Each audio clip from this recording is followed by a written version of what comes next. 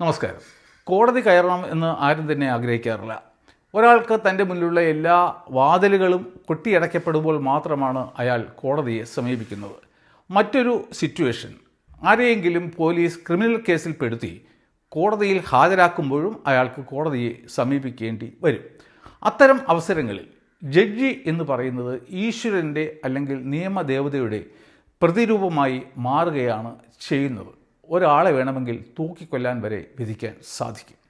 എന്നാൽ അത്തരം കോടതികൾക്കും ഒരുപക്ഷെ ഭ്രാന്തലയിൽ എന്തു ചെയ്യും? ആർക്കാണ് കോടതികളെ ചങ്ങലയ്ക്കിടാൻ കഴിയുക? ആർക്കും തന്നെ സാധ്യമല്ല.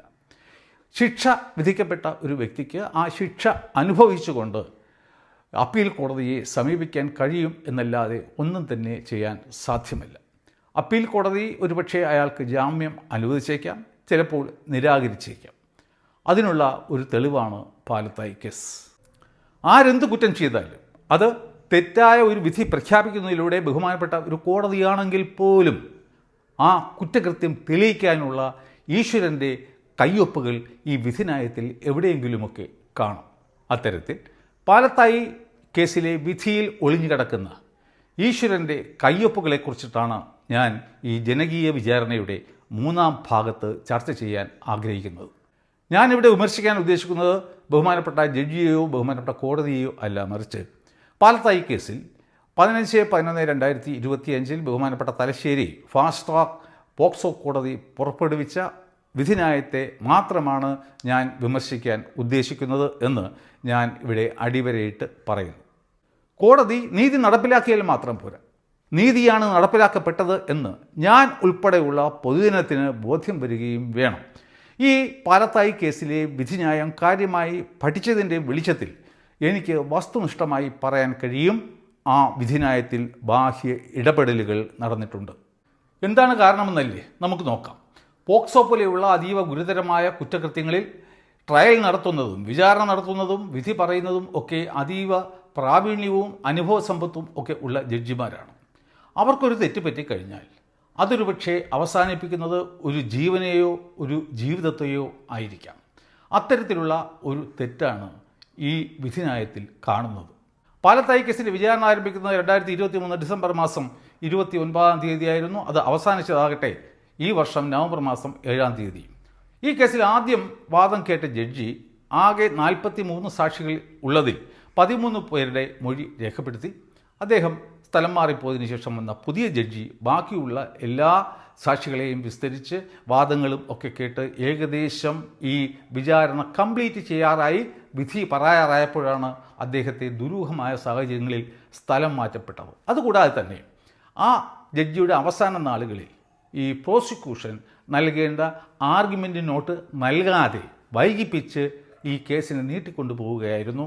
അതിൽ നിന്നും നമുക്ക് മനസ്സിലാക്കാൻ കഴിയുന്നത് പ്രോസിക്യൂഷൻ ഒരു പുതിയ ജഡ്ജിയുടെ വരവ് പ്രതീക്ഷിച്ചിരുന്നു എന്നാണ്. തുടർന്ന് സെപ്റ്റംബർ മാസം 18-ാം തീയതി പുതിയതായി ചാർജ് എടുത്ത ജഡ്ജി ആദ്യ ദിവസം തന്നെ അഭിഭാഷകൻ്റെ കുറച്ച് വാദങ്ങൾ കേൾക്കുന്നു. അതിനുശേഷം 4 ദിവസം കോടതി ഈ കേസ് പോസ്റ്റ് ചെയ്തിരുന്നു എങ്കിലും വക്കീലന്മാരെ വാദം നടത്താനൊന്നും അനുവദിച്ചില്ല. അങ്ങനെ 4 പോസ്റ്റിംഗ് കഴിഞ്ഞ് 5ാമത്തെ പോസ്റ്റിങ്ങിൽ കോടതി പെട്ടെന്ന് പറയുകയാണ്, ഞാൻ ഈ കേസിൽ വിധി പറയാൻ പോവുകയാണ് എന്ന്. ഇതിൽ നിങ്ങൾക്ക് എന്തെങ്കിലും വിരോധാഭാസം തോന്നുന്നുണ്ടോ? എനിക്ക് തോന്നുന്നുണ്ട് എന്നുള്ളതാണ് സത്യം. നേരത്തെ ഉണ്ടായിരുന്ന ജഡ്ജി തീർച്ചയായിട്ടും ഈ കേസിലെ തെളിവുകളും വാദങ്ങളും ഈ സാക്ഷി മൊഴികളും ഒക്കെ പഠിച്ചതിന് ശേഷം ഈ കേസിനെ കുറിച്ചിട്ട് തികഞ്ഞ അവബോധം ഉള്ള ഒരാളായിരിക്കും. ഈ കേസിനെ സംബന്ധിച്ച ഏറ്റവും കൂടുതൽ അനുഭവ സമ്പത്ത് ആ ജഡ്ജിക്ക് മാത്രമായിരിക്കും. വേറെ ആർക്കും തന്നെ അത് കിട്ടാൻ ഒരു സാധ്യതയും ഇല്ല. ഈ കേസിലെ വിധിന്യായവും തെളിവുകളും ഒക്കെ വിശദമായി പഠിച്ചതിൻ്റെ അടിസ്ഥാനത്തിൽ ഞാൻ ഉറപ്പിച്ചു പറയുന്നു, നേരത്തെ ഉണ്ടായിരുന്ന ജഡ്ജി ആയിരുന്നു എങ്കിൽ പ്രതി പത്മരാജനെ നിരുപാധികം വിട്ടയക്കുമായിരുന്നു. ഈ ഒരു അപകടം മണത്തറിഞ്ഞ ഏതോ അദൃശ്യ ശക്തികളാണ് വളരെ പെട്ടെന്ന് തന്നെ അദ്ദേഹത്തെ വിധി പറയുന്നതിന് മുമ്പേ തന്നെ മാറ്റിക്കൊണ്ട് പോയതും മറ്റൊരു പുതിയ ജഡ്ജിയെ അവിടെ അവരോധിച്ചതും. അതും 43 സാക്ഷികളും 253 തെളിവുകളും 15 മെറ്റീരിയൽ ഒബ്ജക്ട്സും ഉള്ള ഒരു പോക്സോ കേസിൽ. വിധിന്യായത്തിൻ്റെ 2ാം ഖണ്ഡികയിൽ പ്രോസിക്യൂഷൻ കേസ് എന്താണെന്ന് പറയുന്നു. പ്രോസിക്യൂഷൻ കേസാണ് കോടതിയിൽ പ്രോസിക്യൂഷൻ തെളിയിക്കേണ്ടത്, എങ്കിൽ മാത്രമേ പ്രതിയെ ശിക്ഷിക്കാൻ സാധിക്കുള്ളൂ. പ്രോസിക്യൂഷൻ കേസ് പ്രകാരം 2020 ജനുവരി മാസം 15-ാം തീയതിക്ക് മുൻപ് ഒരു ദിവസവും 15-ാം തീയതിയിലും തുടർന്ന് ഫെബ്രുവരി മാസം 2-ാം തീയതിയും പാലത്തായി UP സ്കൂളിലെ അധ്യാപകനായ പത്മരാജൻ എന്ന പ്രതി 10 വയസ്സും 6 മാസവും മാത്രം പ്രായമുള്ള അതിജീവിതയെ സ്കൂളിലെ ടോയ്ലറ്റിൽ വച്ച് അതിജീവിതയുടെ രഹസ്യ ഭാഗത്തും മലദ്വാരത്തിലും വിരലുകൾ കടത്തി റേപ്പ് നടത്തി അഗ്രവേറ്റഡ് പെനട്രേറ്റീവ് സെക്ഷൽ അസാൾട്ട് നടത്തിയിരിക്കുന്നു എന്നുള്ളതായിരുന്നു ഈ കുറ്റം. ഇനി നമുക്ക് പെനട്രേറ്റീവ് സെക്ഷൽ അസാൾട്ട് എന്താണെന്നും അഗ്രവേറ്റഡ് പെനട്രേറ്റീവ് സെക്ഷൽ അസാൾട്ട് എന്താണെന്നും നോക്കാം. ഇത് പോക്സോ ആക്റ്റിൽ ഡിഫൈൻ ചെയ്തിട്ടുണ്ട്. രണ്ടും ഒരേ കുറ്റമാണ്. പക്ഷേ ഒരു പ്രത്യേക കാറ്റഗറിയിലെ ആൾക്കാർക്ക് അവരാണിത് ചെയ്യുന്നതെങ്കിൽ അത് അഗ്രവേറ്റഡായി മാറും. ഫോർ എക്സാമ്പിൾ, പോലീസ് ഉദ്യോഗസ്ഥർ, സ്കൂൾ അധ്യാപകർ അല്ലെങ്കിൽ മറ്റ് എംപ്ലോയികൾ, അതുപോലെ തന്നെ ഡിഫൻസ് പേഴ്സണൽ, അങ്ങനെ ഒരു കാറ്റഗറി ഓഫ് പീപ്പിൾ അവർ ചെയ്യുമ്പോൾ, കാരണം അവർ ഉത്തരവാദിത്തപ്പെട്ട ആൾക്കാരാണ്, അപ്പോൾ അവരാണിത് ചെയ്യുന്നതെങ്കിൽ ഈ കേസിൻ്റെ സ്വഭാവം അഗ്രവേറ്റഡ് പെനട്രേറ്റീവ് സെക്ഷൽ അസാൾട്ടായിട്ട് മാറും. ഈ പത്മരാജൻ ഈ സ്കൂളിലെ അധ്യാപകനായതുകൊണ്ടാണ് അദ്ദേഹത്തിനെതിരെ aggravated penetrative sexual assault charge ചെയ്തത്. അപ്പോൾ മേൽപ്പറഞ്ഞ കുറ്റങ്ങളാണ് പ്രോസിക്യൂഷൻ കോടതിയിൽ തെളിയിക്കേണ്ടത്. അതിനായി ബഹുമാനപ്പെട്ട കോടതി 5 പോയിൻറ്റ്സ് ഫ്രെയിം ചെയ്തു. അതിൽ അവസാനത്തെ 2 എന്ന് പറയുന്നത് ഈ പ്രോസിക്യൂഷൻ കേസ് തെളിയിക്കുന്നതിൽ വിജയിച്ചോ, അങ്ങനെയാണെങ്കിൽ എന്ത് ശിക്ഷയാണ് കൊടുക്കേണ്ടത്, അതായിരുന്നു 7ാമത്തേത്. ബാക്കി 5 എന്ന് പറയുന്നത് പത്മരാജനെതിരെ ചാർത്തിയ ഓരോ വകുപ്പിൻ്റെയും അടിസ്ഥാനത്തിലുള്ള പോയിൻറ്റ്സ് ആയി. മേൽപ്പറഞ്ഞ പ്രോസിക്യൂഷൻ കേസിൻ്റെ അടിസ്ഥാനത്തിൽ ആയിരുന്നു എങ്കിൽ ബഹുമാനപ്പെട്ട കോടതി ഫ്രെയിം ചെയ്യേണ്ടിയിരുന്ന 1ാമത്തെ പോയിൻ്റ് എന്ന് പറയുന്നത് പ്രതിയായ പത്മരാജൻ ഈ 2020 ജനുവരി മാസം 15-ാം തീയതിക്ക് മുൻപൊരു ദിവസവും 15-ാം തീയതിയിലും ഫെബ്രുവരി മാസം 2-ാം തീയതിയിലും ആ സ്കൂളിലെ ടോയ്ലറ്റിനകത്ത് വച്ചിട്ട് ഈ അതിജീവിതയെ റേപ്പ് ചെയ്തിട്ട് IPC 376 AB പ്രകാരം ഉള്ള കുറ്റം ചെയ്തിരുന്നോ ഇല്ലയോ എന്നുള്ളതായി. അങ്ങനെ ചെയ്താൽ പ്രതിയായ പത്മരാജൻ ഒരിക്കലും ശിക്ഷിക്കപ്പെടുമായിരുന്നില്ല. കാരണം ഈ പറഞ്ഞ 3 ദിവസങ്ങളിലും അദ്ദേഹം സ്കൂളിൽ പോയിരുന്നില്ല, അവധിയിൽ ആയിരുന്നു. അദ്ദേഹത്തിൻ്റെ ടവർ ലൊക്കേഷൻ വളരെ ദൂരെ ആയിരുന്നു താനും. അതിനുപരിയായിട്ട് ഈ കുട്ടി പറഞ്ഞത് തന്നെ ഈ ടോയ്ലറ്റിന് അകത്തു നിന്നും കുറ്റിയിട്ടതിന് ശേഷം പീഡിപ്പിച്ചു എന്നാണ്.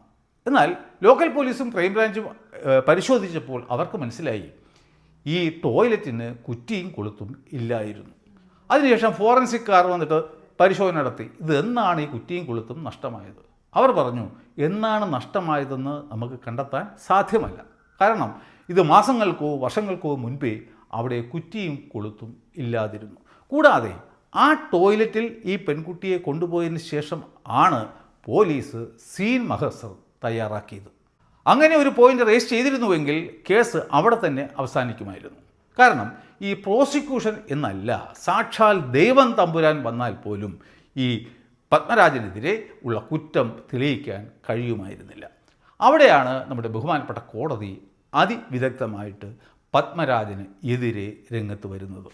1ാമത്തെ പോയിന്റ് കോടതി എങ്ങനെയാണ് പറഞ്ഞിരിക്കുന്നത് എന്ന് നമുക്ക് നോക്കാം.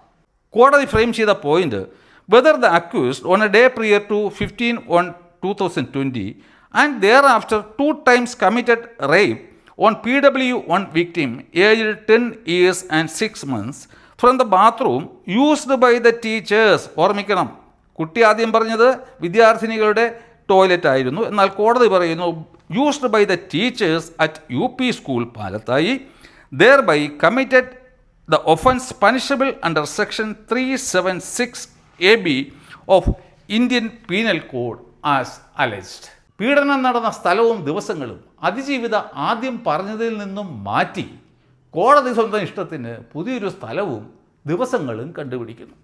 ആദ്യം പറഞ്ഞിരുന്നത് 15-ാം തീയതിക്ക് മുൻപൊരു ദിവസവും 15-ാം തീയതിയിലും ഫെബ്രുവരി മാസം 2-ാം തീയതിയിലും ആയിരുന്നു എന്നാണ്. അതവിടെ എഴുതി വച്ചു കഴിഞ്ഞാൽ ഈ മാഷ് അവിടെ ഉണ്ടായിരുന്നതേ ഇല്ല എന്ന് സയൻറ്റിഫിക്കായിട്ട് തെളിയിക്കാൻ പറ്റും. അതുകൊണ്ട് നമ്മുടെ ബഹുമാനപ്പെട്ട കോടതി ചെയ്തു കൊടുത്ത ഒരു ഔദാര്യം എന്ന് പറയുന്നത്, അതിജീവിതയ്ക്ക് കൊടുത്ത ഒരു ഔദാര്യം എന്ന് പറയുന്നത് 15-ാം തീയതിക്ക് മുൻപൊരു ദിവസവും അതിനുശേഷം മറ്റു 2 ദിവസങ്ങളിലും എന്നാക്കി മാറ്റി. എന്തിനു വേണ്ടിയിട്ടായിരുന്നു? പത്മരാജനെ ശിക്ഷിക്കാൻ വേണ്ടി മാത്രം. അങ്ങനെയാണെങ്കിൽ എനിക്ക് ബഹുമാനപ്പെട്ട കോടതിയോട് ചോദിക്കാനുള്ളത് എന്താണ് അവിടെ ഈ 15/1/2020 എന്നതിൻ്റെ പ്രസക്തി എന്നാണ്. എന്നോ എവിടെയോ വച്ച് 3 പ്രാവശ്യം പീഡിപ്പിച്ചു എന്ന് മാത്രം പറഞ്ഞാൽ പോരായിരുന്നു എൻ്റെ ബഹുമാനപ്പെട്ട കോടതി എന്നാണ് എനിക്ക് ചോദിക്കാനുള്ളത്. കൂടാതെ അതിജീവിത പരാതി നൽകിയത് 17/3/2020 18/3/2020 തന്നെ പോലീസ് ഈ കുട്ടിയെയും കൊണ്ട് സ്കൂളിൽ ചെന്നു. ചോദിച്ചു, മോളെ എവിടെ വെച്ചിട്ടാണ് ഉപദ്രവിച്ചത്? അപ്പോൾ പറഞ്ഞു, ഈ കാണുന്ന ടോയ്ലറ്റ് വെച്ചിട്ടാണ് എന്നെ ഉപദ്രവിച്ചത് എന്ന് കുട്ടി കാണിക്കുകയും കുട്ടിയുടെ സാന്നിധ്യത്തിൽ അവിടെ സീൻ മഹസർ തയ്യാറാക്കുകയും ചെയ്തു.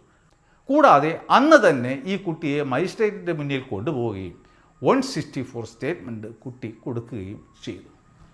നമുക്കറിയാം, ഏകദേശം 8 മാസങ്ങൾ കഴിഞ്ഞിട്ടാണ് നമ്മുടെ ഡിറ്റക്റ്റീവ് ഷെർലക് ഹോംസ് രത്നകുമാർ രംഗത്ത് വരുന്നത്. ഇപ്പോൾ രത്നകുമാറിന് മനസ്സിലായി ഈ ടോയ്ലറ്റ് വെച്ചുകൊണ്ടാണ് എങ്കിൽ കേസ് ഒരിക്കലും തന്നെ പ്രതിയെ ശിക്ഷിക്കില്ല. അതുകൊണ്ട് പുള്ളി ഒരു കാര്യം ചെയ്യും. പുള്ളി സ്വന്തം നിലയ്ക്ക് ഈ കുട്ടിയുടെ വാക്ക് മുഖവിലക്കെടുക്കാതെ സ്ഥലമേ അങ്ങ് മാറ്റി. അത് ടീച്ചേഴ്സിൻ്റെ ബാത്റൂമാക്കി മാറ്റി അവിടെ വച്ചാണ് പീഡിപ്പിച്ചത് എന്ന് ആക്കി. അപ്പോൾ അവിടെ കുട്ടിയെയും കൊണ്ടുപോയിട്ട് സീൻ മഹസറൊന്നും എടുത്തില്ല. ഒരു കൊച്ചു കുട്ടി ആയതുകൊണ്ട് ഒരുപക്ഷെ ഡേറ്റൊന്നും ഓർമ്മിച്ചിരുന്നില്ല, തെറ്റിപ്പോയി എന്ന് പറയാൻ പറ്റും. എന്നാൽ എത്ര ചെറിയ കുട്ടിയായാലും ഒരിക്കൽ പറഞ്ഞ കൃത്യസ്ഥലം പിന്നെ മാറ്റി പറയാൻ സാധിക്കില്ല. അത് കള്ളമാണെന്ന് ഈ ലോകം മുഴുവൻ തന്നെ ഏകസ്വരത്തിൽ പറയുകയും ചെയ്യും. അതുകൊണ്ട് കോടതി എന്ത് ചെയ്തു എന്ന് വെച്ച് കഴിഞ്ഞാൽ ഈ രത്നകുമാറിൻ്റെ അഭിപ്രായം സ്വീകരിച്ചുകൊണ്ട് കോടതിയും ഇത് ടീച്ചേഴ്സിൻ്റെ ബാത്റൂമിൽ വെച്ചാണ് നടന്നത് എന്ന് പറയുകയും അതനുസരിച്ചുള്ള ഒരു പോയിൻ്റ് റേസ് ചെയ്യുകയും ചെയ്തു. എന്തായിരുന്നു കോടതിയുടെ ഉദ്ദേശ്യം? പത്മരാജനെ ശിക്ഷിക്കുക എന്നുള്ളത് മാത്രമായിരുന്നു. എങ്കിൽ പിന്നെ ഈ കോടതി പ്രോസിക്യൂഷൻ കേസ് എന്ന് പറഞ്ഞുകൊണ്ട് 2ാം ഖണ്ഡികയിൽ എന്തിനാണ് എഴുതിയത്? അതിന് പകരം കോടതിയുടെ കേസെന്ന് എഴുതിയാൽ പോരായിരുന്നോ എന്നുള്ളതാണ് എൻ്റെ വിനീതമായ ചോദ്യം. തുടർന്നുള്ള 4 പോയിന്റുകൾ, അതായതെന്ന് വെച്ച് കഴിഞ്ഞാൽ ഓരോ സെക്ഷനും അടിയിലുള്ള കേസ് മേൽ പറഞ്ഞതുപോലെ വിവരിക്കുന്ന സ്ഥലങ്ങളിലും കോടതി ഇതേ അഭ്യാസ പ്രകടനം നടത്തുന്നത് നമുക്ക് കാണാൻ സാധിക്കും.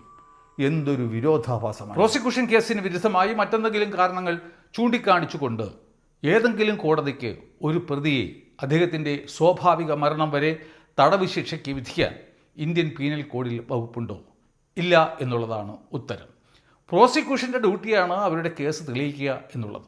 പ്രോസിക്യൂഷന് അഥവാ അവരുടെ കേസ് തെളിയിക്കാൻ സാധിക്കുന്നില്ല എങ്കിൽ പ്രതിയെ വെറുതെ വിട്ടുകൊണ്ട് കേസ് അവസാനിപ്പിക്കുകയായിരുന്നു കോടതി ചെയ്യേണ്ടിയിരുന്നത്. പ്രോസിക്യൂഷൻ്റെ ഡ്യൂട്ടിയാണ് അവരുടെ കേസ് തെളിയിക്കുക എന്നുള്ളത്, മറിച്ച് കോടതിയുടേത് അല്ല. ഇനി നമുക്ക് ഈശ്വരൻ്റെ കയ്യൊപ്പിലേക്ക് വരാം. സാധാരണ ഈ വളരെയധികം ജോലി തിരക്കുകൾ ഉള്ള ജഡ്ജിമാരെ സഹായിക്കാനായി അവർക്കെല്ലാവർക്കും തന്നെ ഒരു CA നിയമിച്ച് നൽകാറുണ്ട്. സാധാരണഗതിയിൽ വിധിന്യായങ്ങളും മറ്റും തയ്യാറാക്കുമ്പോൾ ജഡ്ജി CAക്ക് ഡിക്റ്റേഷൻ നൽകും. അവർ അത് ഷോർട്ട് ഹാൻഡിൽ എഴുതിയെടുത്തതിന് ശേഷം ടൈപ്പ് ചെയ്ത് ജഡ്ജിക്ക് സമർപ്പിക്കും. ജഡ്ജി അതിൽ എന്തെങ്കിലും കറക്ഷൻ ഉണ്ടെങ്കിൽ ആ കറക്ഷൻസ് വരുത്തിയതിന് ശേഷം വീണ്ടും CAക്ക് കൊടുക്കും. CA അത് ആ കറക്ഷനൊക്കെ ഉൾപ്പെടുത്തി തയ്യാറാക്കിയതിന് ശേഷം വീണ്ടും ജഡ്ജിക്ക് കൊടുക്കും. ജഡ്ജി അത് വായിച്ചു നോക്കിയതിന് ശേഷം ഒപ്പിടും. തുടർന്ന് ഓപ്പൺ കോടതിയിൽ പ്രഖ്യാപിക്കും. ഇതിന് ഒരു പ്രത്യേകതയുണ്ട്. അതായത് ഇതേ ജഡ്ജി തന്നെയാണ് ആ വിധിന്യായം തയ്യാറാക്കിയത് എന്നതിന് ലോകത്തൊരു സാക്ഷിയെങ്കിലും കാണും. അതാണ് അദ്ദേഹത്തിൻ്റെ CA. കൂടാതെ ഈ CAയുടെ സാന്നിധ്യത്തിലാണ് താൻ ഇത് തയ്യാറാക്കിയത് എന്നുള്ള ഒരു ധൈര്യവും ആത്മവിശ്വാസവും ജഡ്ജിക്കും കാണും. എന്നാൽ ഒരു ജഡ്ജിക്ക് വേണമെങ്കിൽ സ്വന്തം നിലയിലും ഒരു വിധിന്യായം തയ്യാറാക്കാം. അങ്ങനെ ചെയ്യാൻ പാടില്ല എന്ന് നിയമം ഒന്നും തന്നെ ഇല്ല. പക്ഷേ സാധാരണഗതിയിൽ അവർക്കതിന് സാധിക്കാറില്ല. കാരണം അവരുടെ സമയം വളരെ വളരെ വിലപ്പെട്ടതാണ്.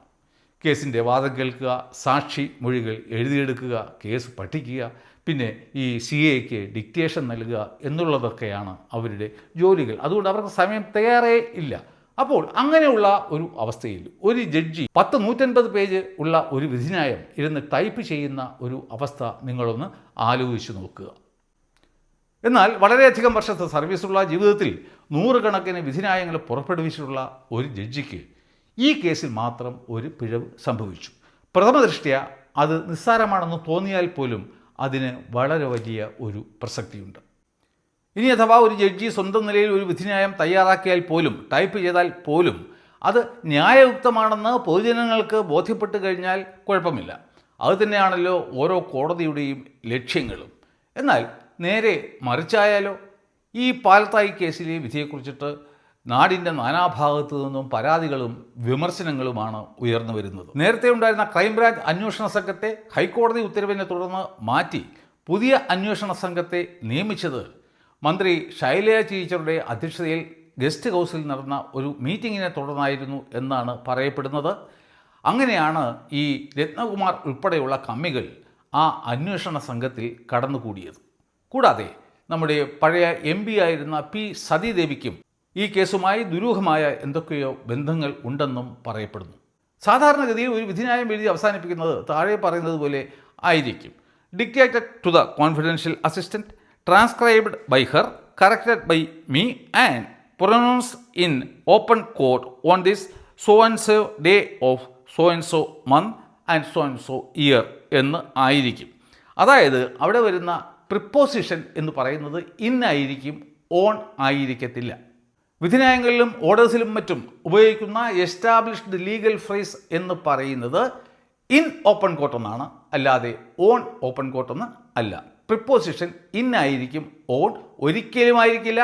ഒരു ജഡ്ജിയും അങ്ങനെ ഓൺ എന്ന് ഉപയോഗിക്കും. കറക്റ്റ് യൂസേജ് എന്ന് പറയുന്നത് ഇൻ ഓപ്പൺ കോർട്ടാണ്, അല്ലാതെ ഓൺ ഓപ്പൺ കോർട്ട് അല്ല. രണ്ടിനും വിഭിന്നമായ അർത്ഥങ്ങളാണ് ഉള്ളത്. ഒരിക്കലും തന്നെ അത് ഉപയോഗിക്കാൻ പാടില്ല.